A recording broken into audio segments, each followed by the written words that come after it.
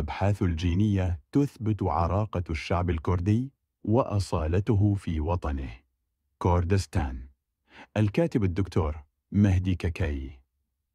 بعد تطور العلم في عصرنا الحاضر واستخدام تكنيك DNA، أصبحت الدراسات القديمة التي تتكهن وتفترض أصل الشعب الكردي جزءاً من الماضي وعفى عليها الزمن. في دراسة حديثة تم استخدام DNA فيها، والتي قام بها العالم الهنغاري فرديناند هينر بيكلر بالتعاون مع 3 علماء دوليين رواد في تخصصاتهم الذين يعملون في جامعة بوسطن الأمريكية، وهم عالم الأريانيات جيرنوت إل ويندفور، وعالمة الأريانيات آن آربر، وعالم الأنساب أناتول إي كليوسوف. هنا أنشر ملخص ما توصل إليه هؤلاء العلماء بصدد أصل الشعب الكردي. ينظر إلى الكرد تقليدياً على أنهم آريانيون ومن أصل أرياني، ولذلك يحسبون من الهندو أوروبيين، وسبب ذلك يعود بشكل رئيسي إلى أن لغتهم تنتمي إلى اللغات الأريانية. تستند هذه الفرضية إلى حد كبير على الاعتبارات اللغوية، وتم تطويرها في الغالب من قبل اللغويين. على النقيض من هذا الاعتقاد تشير أحدث أبحاث الحامض النووي DNA لعلم الإنسان المتقدم إلى أنه في الأصول المبكرة التي يمكن تتبعها من الواضح أن أسلاف الكرد كانوا منحدرين أولاً من السكان الأصليين للعصر الحجري الحديث في منطقة الهلال الخصيب الشمالي، التي تقع جغرافياً بشكل رئيسي من خارج وضمن إقليم شرق كردستان في الشرق الأدنى وأوراسيا، قارة أوروبا وآسيا.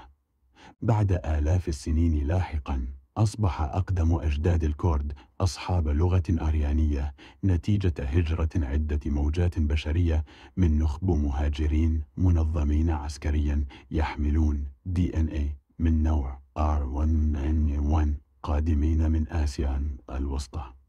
تقود هذه الاكتشافات الجديدة إلى حقيقة أنه لم يكن الكرد الأوراسيون الذين هم السكان الأصليون للهلال الخصيب الشمالي والمهاجرون القدماء من آسيا المتحدثون باللغة الأريانية R1N1 واحدا ونفس الأشخاص، ولا يمثل الأخيرون R1A1 النخب الغابرة في القدم المهيمنة والناطقة باللغة الأريانية القديمة الآتية من آسيا أقدم أسلاف الكرد الذي يمكن تتبعهم. في الواقع تكونت المجموعتان من الناحية التاريخية سكانا مختلفين تماما، وأنهم عبارة عن طبقات أجداد الكرد، حيث أن كل طبقة من هذه الطبقات لها خلفية جينية وعرقية ولغوية وثقافية متميزة. هذا الاكتشاف يؤكد على أن الكرد هم السكان الأصليون لكردستان، وأنهم عاشوا هناك منذ مئات الآلاف من السنين، كما أن نتائج البحث تظهر أن أسلاف الكرد كانوا يتشكلون من طبقات أقوام أو سلالات متميزة عاشت في سلاسل الجبال زاغرويس وتورويس، وبمرور الزمن ذابت هذه السلالات في بعضها وأنتجت الشعب الكردي الحالي. هذا الاكتشاف يؤكد على صحة ما ذهب إليه العلامة الكردستاني محمد أمين زكي، القائل بأن الشعب الكردي هو نتاج تفاعل وتجانس أقوام زاغروسيين ومهاجرين قدموا إلى كردستان. هذه الدراسات تضع حداً لأكاذيب وافتراءات أعداء الشعب الكردي، وتفضح تزويرهم وتحريفهم وسرقتهم للتاريخ الكردي.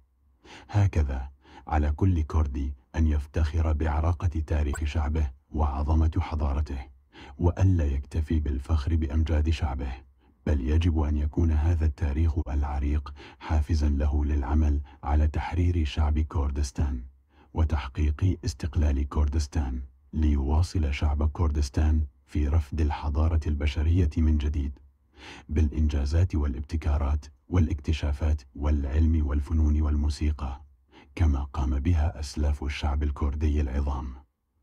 من المعيب جدا أن يبقى شعب عريق وعظيم مثل شعب كردستان تابعا ذليلا للأجانب، وأن تبقى كردستان مستعمرة ينهب المحتلون ثرواتها. يجب أن ينهض الشعب الكردي ويحرر نفسه وبلاده، وإلا سوف تلعنه أرواح أسلافه ويلعنه التاريخ والأجيال القادمة. تعيش كردستان حرة مستقلة. دولة كردستان قادمة.